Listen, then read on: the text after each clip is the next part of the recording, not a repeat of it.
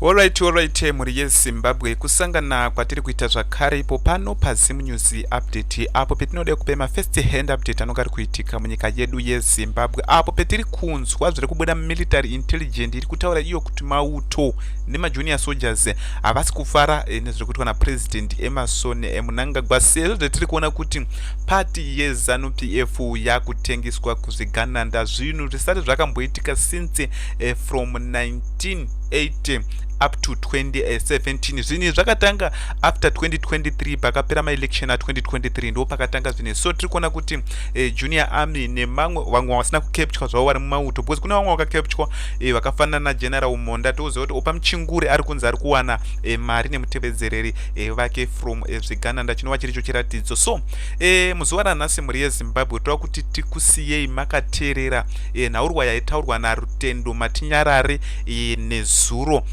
paanga ari kutaura naAngo Jedze ari painterview achitaura kuti tozvifambisa sei uye tozvimikisa sei kuti nyika inge ichienda mberi ndokuteereni kuteerera kwama makaita pano kana uri muzakusa pano usina kusubscribe kulike nekusharairwa but we need to get to the center of that conversation. So ladies and gentlemen, thank you very much. I want to welcome you into the space. Rutendo, zviri sei? Uncle Jed, thank you so much for the invitation. Would actually enemy angry Wangu, you know, I think the fact that I'm on your show today as your so-called arch enemy right. is a symbol of the importance of what we are about to do. Absolutely. Our nation has been divided for a very long time. Mm-hmm. It has been fashionable for us to call each other enemies. Mm-hmm. And it has been fashionable for us to ensure that if I'm your enemy, we do not share ideas, we do not talk. I don't come to your show. You don't invite me. Mm. But I think we have reached a point in our nation's history where we've had to put differences aside and understand that unity is more important in nation building than polarization. For us to get to a moment where we break down these barriers that have divided us, and we come together to start fighting for one cause, which is our national interest. And once we are looking at our national interest, you're looking at your future, my future, your children's future, and my children's future. And we're having to hold hands in the process beyond party affiliation, beyond ideological affiliation, towards the human interest of having a commonwealth that works. Absolutely. Yeah. I think, we are going to be having, that tonight, and we'll make sure that, that happens. Move for Titus. What do you say, go move? Greetings, Nyamashusha. As we say. No, we're good. I hope you had a good birthday. It was excellent. Even though I ended up, doing most of the cooking. We saw you doing what you do best after the mic. Yes. Yeah. So here we are. We've got Rutendo on the platform tonight. Mm-hmm. Yes. So Rutendo, I want to before we I want to be methodical with how we engage in this conversation. Because the controversies, the public controversies, the question that have arisen has not escaped the public attention, and certainly they've not escaped me. We have seen narratives being written, we have seen conversations being had. So much was said. But I want to ask you this as a starting point. That I understand that there's been a wave of public criticism directed at you from various figures. I'm not mentioning any names, and without going into personal disputes. How do you interpret the timing and intensity of these reactions, given what you have been riding on the constitutional amendment number 3? Over to you, Rutendo. Thanks, Jed. Thanks. For me, controversies are very good and very important at times, because what happens is that rumors give people an opportunity or a window to introspect and to interrogate the personality, character, and values of a person that is being presented in front of them. So if you're running for office, if you're a politician, and if you come up with public ideas that you become a public figure or an opinion maker, there is going to be controversies that are going to follow you. And when these controversies follow you, people have to ask questions, they've got to interrogate, and then they've got to vet which of the things that are said about you are true, which ones are false. And at the end of the day, within that interrogation, people get to know who you are, your personality, your character. Now, we live in a country of people who are self serving. Zimbabweans are known to be self centered, self serving, especially the most motivated and the most ambitious of us. We are about self. I'm about making money. I'm about trying to develop myself to the highest possible standard I can, get as many accolades, get as many comforts. That is generally the character of the Zimbabwean. And this character has gradually eroded our society. You can no longer go to the police and simply get somebody to do an affidavit for you without asking for a bribe. You can even get to the police station and tell you that the people who do these affidavits are not there because you don't have a cool drink in hand. And it has become such a corrosive characteristic in our country and in our society that we no longer have a moral base. We no longer have purpose and meaning. Everything is about self-interest and gain. So when public figures introduce themselves to you, as a Zimbabwean, it is imperative for you to test their character, to test their standing, to test their value system, because you could easily just fall in for anybody who is just self-serving, looking to use people and looking to step on people in order to get with where they want to get to. So for me, these controversies have two dual purposes. One is the intention of the parties that have brought up these controversies, and number two, the benefit to the people that are trying to test the character of Rutendo to determine whether he is the righteous man that he presents himself to be, or is just another self-serving individual who's just looking to use people and numbers to get to where he wants to get to. So from the perspective of the people that have started the controversy, the intention has been to reduce my standing so that the argument I'm bringing to the table is eroded. They have to poke holes in my credibility. It's actually a psychological operation, a psyop that is being done by people who know what they're doing. He is presenting himself as a critique of a bill, but we want the people to think and consider whether he is righteous enough and has got the right intentions to be bringing this issue to them. And as such, you saw a number of controversies. The only problem with the psychological operation is it then added too many issues.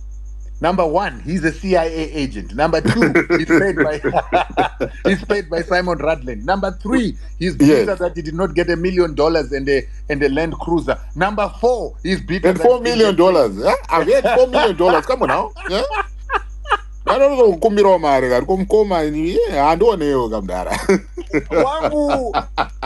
So the problem is that with the overzealousness and them being overwhelmed by my criticism and the points I was bringing up and their inability to poke holes in the argument, they went after me. But what they did is they were not coordinated. In the heat of the moment, in the shock of events, and in their masters trying to get a result, each one came with a different angle. He brought investors from South Africa. His investors did not follow process and they were arrested and deported from Zimbabwe. He's bitter about that. So people who were looking, they could have interrogated whether these issues were really about my personality flaws, my self-interest, my greediness, but there were too many issues put in their faces all at once, to the extent that the credibility of these allegations started to become questionable. Right. Then, of course, once the frivolous charges began to lose credence, they then began to take personalities to use against me. And that's when you saw, I won't hesitate to say some of the names. You saw Themba Mliswa waking up at 3 a.m. yesterday to write something to say, I am an extortionist trying to extort people in order for me to make money. And soon after that, on the same day, at about 4 a.m, and you wonder, who are these people who are not sleeping at night? To the extent that they wake up and start making allegations and posts. And these are men with rather reasonable standing in society. I mean, Temba was an MP. That's a respectable position. And when he was an MP, he fought corruption and he was very much about accountability. So when he attacks someone like me with such an allegation, it carries a bit of water. And in the same vein, we had Joshua Maponga also rising up to make allegations about the fact that I just make frivolous allegations on social media, talking about monies that I'm owed, yet I don't even have a receipt or an invoice to prove it. Right. So right there was built now the last constructs of an attack on my character that were supposed to stick. And because they know that I am dedicated to trying to drive this agenda of us looking at this CAB bill, they felt that I would be conflicted. I would be ambivalent on whether to answer them or to continue to stick with my cause of talking about the CAB issue. But they knew that if I choose to stick to the CAB issue, I will appeal to a certain audience who will say, wonderful, you have stuck to the role. But I would also then alienate a certain group that is important to them, who will then question my character, and once they conclude that my character is flawed, will stop listening to the argument. And that was their own internal audience. The problem is that this argument is not that this argument is affecting the opposition and people opposed generally to government. The problem is that the argument is becoming persuasive internally among their own constituents and among their own leaders, who you heard Themba Mlisko complaining about that they are no longer defending the president and advancing CAB 3. Right. So that message he wrote at 3 in the morning was an indication that the battle is not being lost outside. Is the cookie crumbling? Are the cookies crumbling? Is this what you're telling me?